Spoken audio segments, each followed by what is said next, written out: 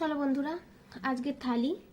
ঠান্ডা তো খুব পড়েছে, তাই খুব বেশি কিছু করতে পারিনি, আর ইচ্ছাও করছিল না। তো আজকে রয়েছে গরম গরম ভাত,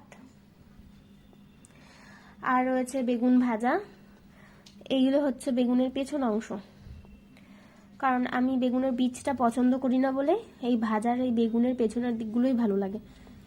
আর সাথে রয়েছে বাঁধাকপি, যেটা মটরশুঁটি, আর চিংড়ি মাছ, মানে কুচো চিংড়ি পাওয়া যায় শীতকালে, সেই কুচো চিংড়ি দিয়ে তৈরি। খেতে অসাধারণ, মানে গন্ধ আর দেখতেই বোঝা যাচ্ছে যে সুন্দর হয়েছে। আর এটা রয়েছে মুগের ডাল। সবসময় তো ঘন মুগের ডাল খাওয়াই হয়, তো টমেটো আর কিচ্ছু না, জিরে ফোড়ন টমেটো দিয়ে মুগের ডাল করা হয়েছে। একটু ঝোল ঝোল, আমার একদম সবসময় ওই ইয়েটা ভালো লাগে না, চাপ ডালটা খেতে ভালো লাগে না।